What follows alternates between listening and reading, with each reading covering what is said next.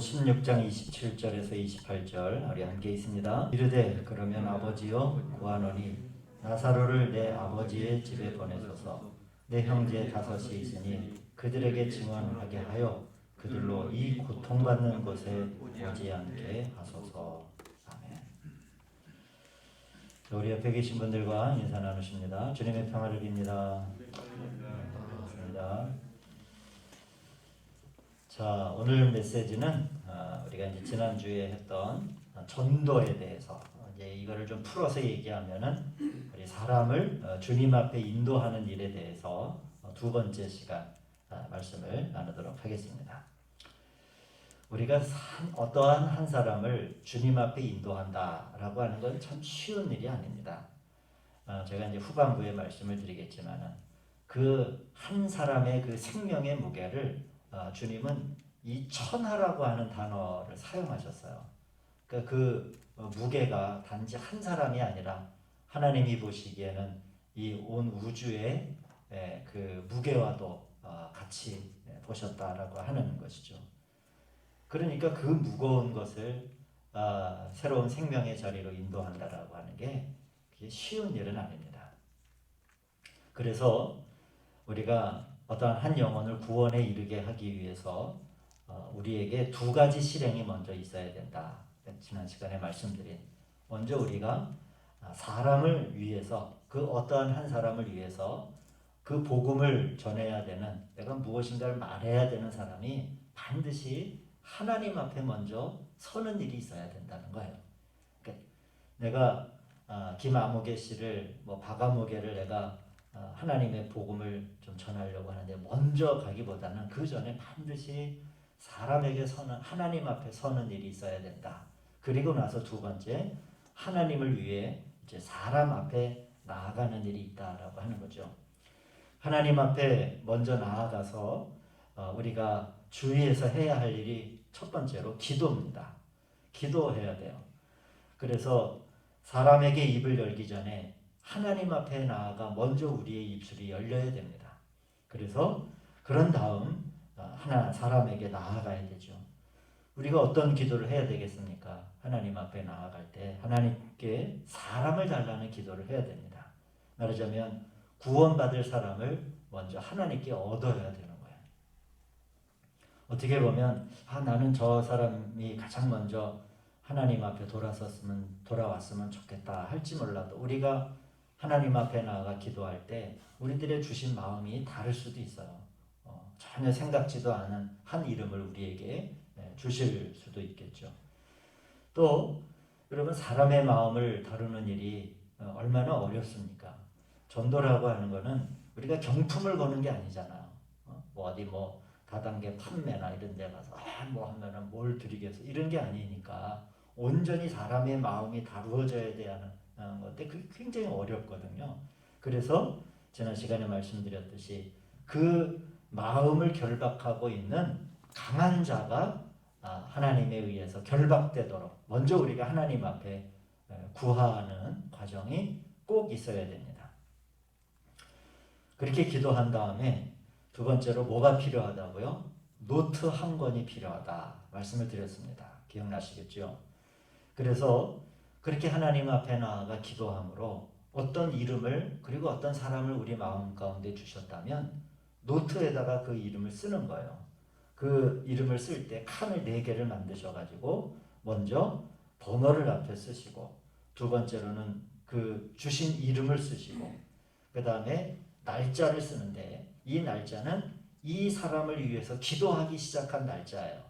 그리고 마지막 칸에 있는 날짜는 언제 기록될까요? 이 사람이 기도하던 사람이 정말로 하나님 앞에 돌아왔을 때 그 날짜를 쓰는 거죠. 그게 굉장히 여러분 과연 그런 일들이 있을까 할지 모르지만은 글쎄요. 여러분 우리 2000년 기독교의 역사를 보면 그 노트가 채워진 역사거든요. 저도 마찬가지고 우리 성도님들도 마찬가지고 우리 장로님도 마찬가지잖아요. 우리 돌아가신 목사님의 어떻게 보면 그 노트에 우리 권사님 장로님의 이름이 써 있어서 기도하기 시작한 날 그리고 기도가 응답된 날이 있는 거예요. 그 그래서 이 자리에 저도 있고 우리 장로님들 다 있는 거예요.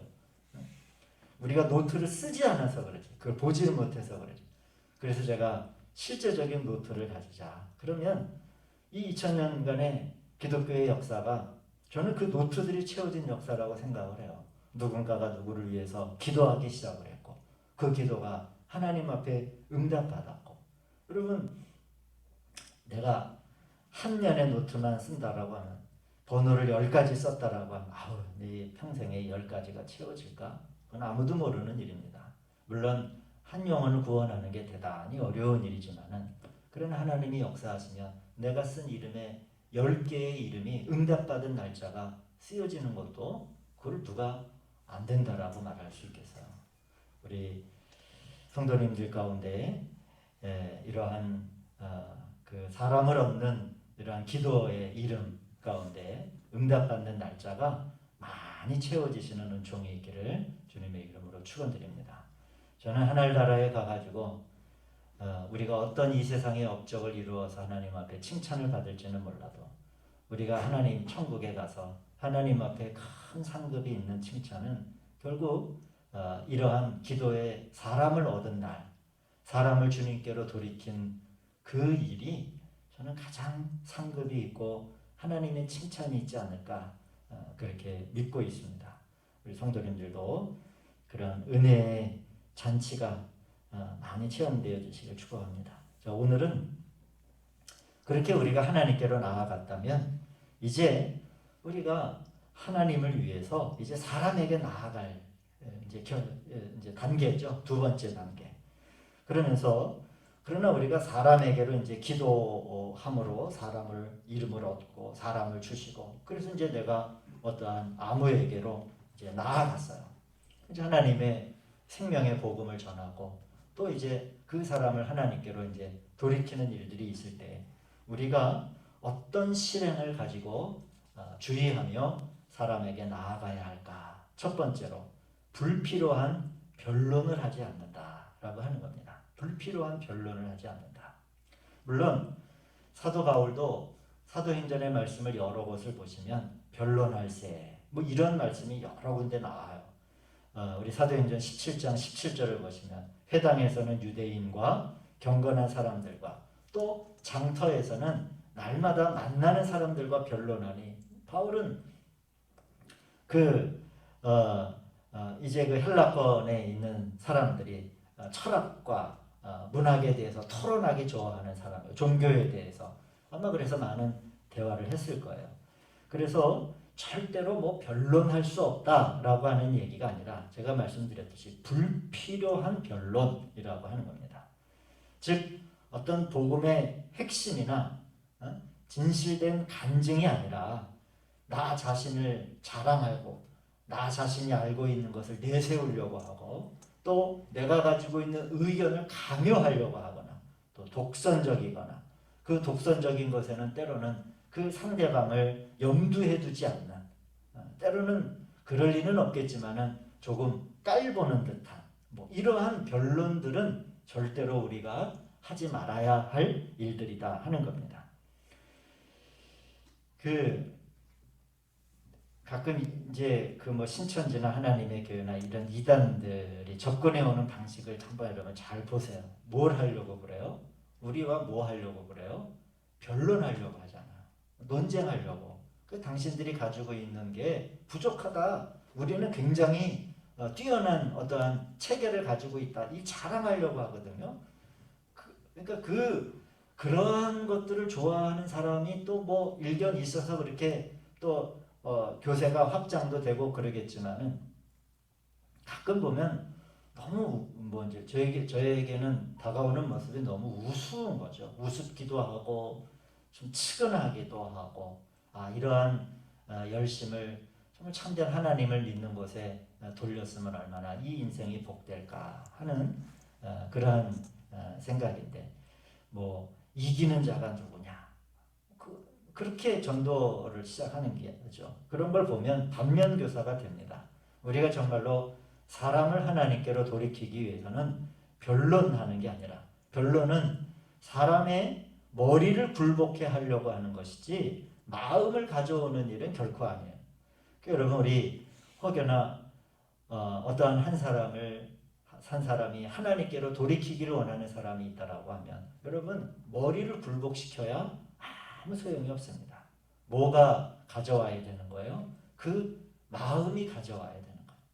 마음이 굴복되어야 하는 것이죠. 논리적으로는 이겨도 심정적으로는 지는 경우를 한번 여러분 생각을 해보세요. 내가 어떤 사람하고 논쟁을 하는데 논쟁을 하다 보니까 그냥 상대방 말이 맞은 거예요. 그러나 마음으로는 그러면 머리가 굴복되면 여러분 마음도 저절로 굴복되나요? 우리 그러지 않는 경우가 거의 태반 많거든요. 우리 말씀드렸듯이 사람이 하나님께로 돌이키는 일은 머리가 돌이키는 일이 아니라 마음이 돌이키는 일이에요. 그래서 마음을 가지고 와야 돼요. 그래서 변론이 적어지고 그러면 어떻게 해야 되나요? 진실된 제가 이제 이 주제 전도에 대해서 말씀하기 전에 앞에 간증에 대해서 말씀하지 않았습니까? 우리들의 진실된 영의 간증이 전해져야 되는 겁니다. 이렇게 얘기할 수 있죠. 아무개씨, 다만 나는 그 이유를 잘 모르겠는데 이유를 잘 모르지만은 내가 예수님을 믿으니 내가 이 신앙 안에 길을 걸어가다 보니 마음속의 기쁨과 평강이 충만하고 상황에 환경의 포로가 내가 되지 않고 때때로 된다고 하더라도 금세 환경을 내가 이겨내더라 하는 이런 그러나 난 잘 이유를 모르겠어. 단지 하나 내가 예수님을 믿기 때문에 내가 교회에서 신앙생활을 시작하고 나니까 그렇게 되더라. 변론이 아니라 내 삶에 대한 간증과 진실된 간증이 많아져야 된다라고 하는 거예요. 그럴 때 그 증언은 머리를 굴복해 하지 아니하고 마음을 잡게 되는 것이죠. 이게 그래서 우리가 사람 앞에 나아가서 첫째로 주의할 것은 변론을 하지 아니하고 불필요한 참된 진실된 간증을 우리가 해야 된다라고 하는 겁니다. 그리고 이제 두 번째, 사람 앞에 나아가 우리가 주의하며 실행해야 될 일 중에 하나는 뭐냐면 두 번째로 사실을 붙잡아야 됩니다. 사실. 여러분, 사람을 주님께로 인도하는 길은 교리로 인해서 사람이 주님께로 인도되는 게 아니에요. 사실이 중요하게 될 때에 그 길이 열리기 시작을 합니다. 이거는 우리가 구원받을 때의 경험을 한번 돌이켜보면 금방 이해가 돼요. 내가 주님을 만나고 내가 예수님을 영접하려고 할 때 또 그러한 순간을 여러분 한번 떠올려 보시면 교리에 대해서 장로님 우리 이범우 장로님 이제 신앙생활 처음 시작하실 때 이 기독교의 교리에 대해서 좀 알고 시작하셨나요? 모르죠. 마찬가지입니다. 우리가 주님께로 인도할 때 그 길은 교리로 열리는 게 아니에요. 사실로 열리는 겁니다. 사실이죠. 복음을 받아들인 사람의 현실과 감정, 그 사실을 우리는 인식하고 받아들이는 거예요. 결국 교리를 변론해서 사람을 주님께 인도하는 것은 불가능한 일이죠. 결국 교리라고 하는 것은 주님께로 인도함 받은 사람이 이제는 뭘 갖추는 거예요? 명확한 규칙과 원칙 그리고 라인을 이제 보게 되는 거죠. 운동선수가 달리기 하는 선수가 자기 라인을 돌아야 되잖아요. 어떠한 것을 침범하거나 밖으로 나가지 않냐. 교리라고 하는 것은 우리가 마지막 면류관을 위해서 쭉 경주하는 인생을 이제 달리기를 할 때 바로 그 라인을 우리에게 계속적으로 인도해 주는 거예요. 그러기 때문에 우리는 사람을 주님께로 인도하기 위해서 사실을 먼저 우리가 붙들어야 됩니다. 그 사실을 말할 수 있어야 돼요. 예수님을 믿고 복음을 받아들이고 믿음의 공동체 생활을 할 때, 신앙 공동체 생활을 할 때 내 자신에게 일어난 사실을 말하는 거죠. 여러분 그래서 참 물어보면 이 복음 전파라고 하는 것, 전도라고 하는 것은 기술이 필요합니다. 그런데 이 기술은 잔 기술이 아닌 것 같아요. 하나님의 길이 길을 사실로 알고 있는 기술이 필요하죠. 그렇지 않으면 그 전함에 아마 누구도 귀를 기울이지 않을 것 같아요. 예를 들면 우리가 낚시할 때 바늘을 고든 바늘 같은 바늘이라도요 일자로 된 바늘을 쓰는 낚시꾼은 없습니다. 바늘이라고 해서 그 바늘은 반드시 어떻게 해야 돼요? 휘어져 굽은 바늘을 써야 되잖아요. 그래야 고기를 낚는 거예요. 그 일자로 된 바늘에 아무리 고기가 미혹당할 만한 좋은 미끼를 비싼 미끼를 달아 놓아도 절대로 고기를 잡을 수 없습니다. 바늘이 굽은 바늘이어야 돼요. 굽은 바늘.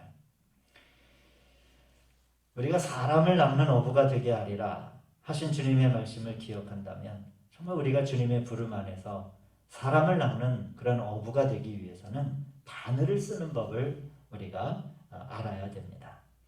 사람을 낚지 못하는 나의 말에 대해서, 나의 태도에 대해서 한번 우리가 점검을 해볼 필요가 있습니다. 세 번째로, 태도가 우리 사람에게 나아가서 주의해야 할 것은 진지해야 됩니다. 물론 우리가 농담으로 사람 앞에 나아갈 일은 없겠지만, 그러나 그 태도조차도 우리가 진중하고 또 깊은 태도를 가져야 됩니다. 주님에 대해서 말할 때 가벼운 태도가 아니라 참으로 진지한 태도죠. 네 번째로, 여기까지 말씀드리고 오늘 말씀을 마칠 텐데, 여러분 말할 기회를 하나님 앞에 마지막으로 구하면서 사람에게 나아가길 바랍니다. 우리가 이제 지난 시간에 얘기했듯이 노트에 이름을 우리가 적고 기도하기 시작한 날짜를 딱 적었어요. 그러면서 이 암흑의 이름을 적긴 적었는데, 여러분 우리 성도님들도 다 이 사람 앞에 나아가서 무조건 말을 한다라고 하는 게 쉬운 일이 아니잖아요. 그럴 때 뭘 해야 됩니까? 하나님, 말할 수 있는 기회를 하나님 주십시오. 저 아무개에게 하나님에 대해서 말할 수 있는 기회를 하나님이 꼭 만들어 주십시오 라고 하는 기도를 우리 함께 해야 되겠습니다. 무조건 이러한 기도와 구함이 없이 무조건 다가서는 것이 아니라 이런 준비함이 필요하다라고 하는 것이죠. 그렇게 기회를 주셨다라고 하는 느낌이 있을 때 우리가 진리를 전한다면, 여러분 아마 내가 계획하고 내가 예측하고 내가 상상하는 것 이상의 좋은 열매들을 우리 성도님들이 꼭 만나게 되실 겁니다. 어떤 사람은 말하기 쉽지 않는 사람들이 많아요. 나이가 어리다라고 해서 여러분 말할 수 있는 것도 아니고요. 나하고 잘 안다고 해가지고 우리가 이 생명의 복음에 대해서 말할 수 있는 거 아니거든요. 의외로 내 이야기를 좀 잘 들어줄 것 같은데 하는 사람이 강하게 거부하고 튕겨내는 경우도 많이 있습니다. 하나님 앞에 말할 기회를 하나님 허락하소서라고 하는 기도의 준비가, 간구함이 우리 가운데 있어야 됩니다. 그러나 그렇다고 해가지고 나는 이런 준비를 전혀 안 했어가 아니라, 그러나 내 마음에 어떠한 갈망이 있고 내 마음에 어떠한 뜨거움이 있다면 성경의 이야기대로 때를 얻든지 때를 얻지 못했든지 말해야 되는 것도 또한 우리들의 하나의 일이기도 합니다. 그래서 이것은 어떨 때 그러면 때를 얻든지 못 얻든지 말해야 될까요? 이건 논리적인 구분은 좀 어려워요. 우리 마음에 가장 먼저 뭐가 있을 때 내가 정말로 한 생명을 하나님 앞에로 인도해야 되겠다라고 하는 마음이 우리 가운데 갈망을 가지고 우리가 산다면, 그 구별은 우리 안에 내주하시는 성령님이 모든 것을 가르쳐 주신다라고 했으니까 그때 성령님이 가르쳐 주실 거예요. 그런 간절한 갈망이 있을 때 생기는 능력이라고 생각을 합니다. 또 사람을 주님께 인도하는 일에서 실패할 때도 있습니다. 그러나 그 원인을 다른 사람에게 돌리는 일들은 의미 없는 일이죠. 저 사람 때문에 또 누구 때문에 그렇게 돌리지 하는 것. 우리가 사람을 주님께 인도하는 일은 간단한 일은 아닙니다. 매우 중하고 어려운 일이기도 한데 시간을 들여야 되기도 하고 기술이 필요하기도 하고 또 어떻게 보면은 나 자신을 돌아보는 성찰의 시간도 필요합니다. 상대방만을 바라보는 게 아니라 나를 돌아보는 성찰도 반드시 있어야 돼요. 죄와 내가 가지고 있는 죄로 인해서 하나님과 나 사이가 가로막혀 있는 것은 아닐까. 제가 지난 시간에 이사야 59장 1절의 말씀 함께 나누었죠. 여호와의 손이 짧아 너희를 구원하지 못하심도 아니요 또 귀가 드나요 듣지 못하심도 아니라 오직 너희의 죄악이 너희와 하나님 사이를 갈라놓았다.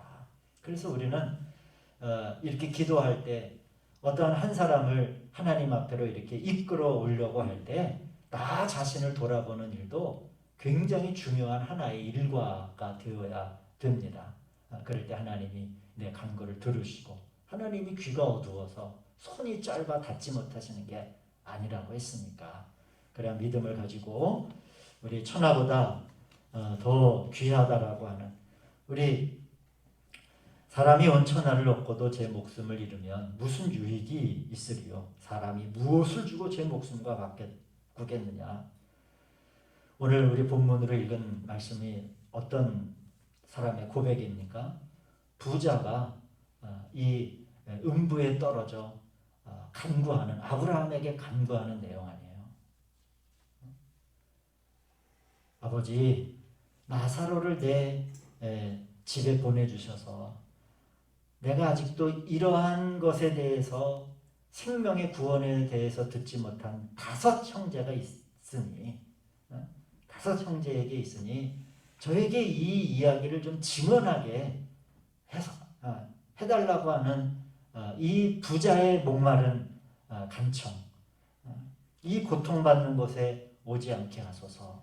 그거는 이제 이미 음부에 내려간 부자의 이야기예요. 그러기에 그 듣지 못한 5 형제가 아직도 우리 주위에 있습니다.